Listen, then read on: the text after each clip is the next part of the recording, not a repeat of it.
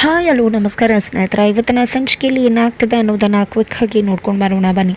ಅಲ್ಲಿ ಗೌತಮಿ ಅವರು ಭಾರ್ಗವಿಯನ್ನು ಭೇಟಿ ಮಾಡಿದೆ, ನಿನ್ನ ತಂದೆ ಸಾವು ಆಕಸ್ಮಿಕ ಅಲ್ಲ, ಅದನ್ನು ಪೂರ್ವ ನಿಯೋಜಿತವಾಗಿ ಮಾಡಿದ್ದು ಅಂತ ಹೇಳ್ತಾರೆ. ಯಾರದು ಅಂದಾಗ ಆಕೆ ಗಂಗಾ ಅಂತ ಮಕ್ಕಳನ್ನ ಇಟ್ಕೊಂಡು ನಿಜಕ್ಕೂ ದೊಡ್ಡ ಒಂದು ಬಿಸ್ನೆಸ್ಸನ್ನೇ ಮಾಡ್ತಿದ್ದಾಳೆ. ನಿಜಕ್ಕೂ ಅದರಿಂದಾಗಿ ಅವಳಿಗೆ ಕೋಟಿ ಕೋಟಿ ಲಾಭ ಬರುತ್ತೆ. ಆದರೆ ಮಕ್ಕಳು ತುಂಬ ಕಷ್ಟಕ್ಕೆ ಹಾಕೋತಿದ್ದಾರೆ. ಈ ಒಂದು ಇನ್ಫಾರ್ಮೇಷನ್ಸ್ನ ರವೀಂದ್ರ ಭಟ್ಕಳ್ ಅವರು ನಮಗೆ ಪೊಲೀಸ್ ಅವ್ರಿಗೆ ಕೊಟ್ಟಿದ್ರು.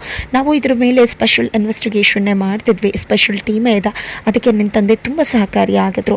ಆ ಒಂದು ವಿಷಯಗಳು ನಮ್ಮ ಒಂದು ಇನ್ಫಾರ್ಮೇಷನ್ಸ್ಗೆ, ನಮ್ಮ ಒಂದು ಕೇಸ್ಗೆ ತುಂಬ ಮ್ಯಾಚ್ ಆಗ್ತಾ ಇತ್ತು. ಆದರೆ ಇದರ ನಡುವೆ ಗಂಗಾ ವಿರುದ್ಧವಾಗಿ ನಿಮ್ಮ ತಂದೆ ಹೋಗಿದ್ರಿಂದ ಅವರನ್ನು ಆಕೆನೇ ಸಾಯಿಸಿರೋ ಚಾನ್ಸಸ್ ಇದೆ ಅಂತಾರ.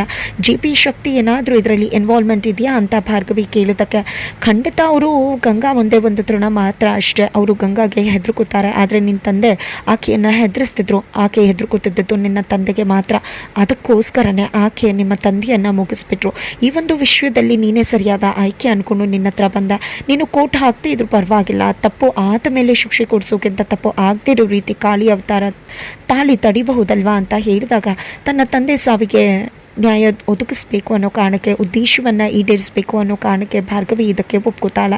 ಅತ್ತ ಕಡೆ ಭಾರ್ಗವಿ ಸ್ಕೆಚ್ಚನ್ನು ಮಾಡಿಸೋದಕ್ಕೆ ಪೊಲೀಸ್ ಅವರು ಮುಂದಾಗ್ತಿದ್ದಾರೆ.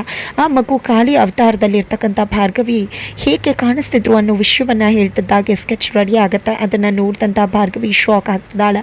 ಅದನ್ನು ನೋಡಿ ಅರ್ಜುನ್ಗೆ ಗೊತ್ತಾಗ್ತಿದೆ ಇದು ಬೇರೆ ಯಾರೂ ಅಲ್ಲ, ನನ್ನ ಹೆಂಡತಿ ಭಾರ್ಗವಿ ಅಂತ. ನಂತರ ಇಲ್ಲಿ ಜಿ.ಪಿ. ಪಾಟೀಲ್ ಅವರು ಏನಿದು ಗಾಯತ್ರಿ ದೇವಿ ವಿಷಯ ಭಾರ್ಗವಿಗೆ ಗೊತ್ತು, ಹೀಗೆ ಇದೆಲ್ಲ ಕೋಇನ್ಸಿಡೆನ್ಸ್ ಆಗಿ ನಡೆಯೋಕ್ಕಾಗುತ್ತೆ? ಖಂಡಿತ ಇದು ಯಾವುದು ಕೋಇನ್ಸಿಡೆನ್ಸ್ ಅಲ್ಲ.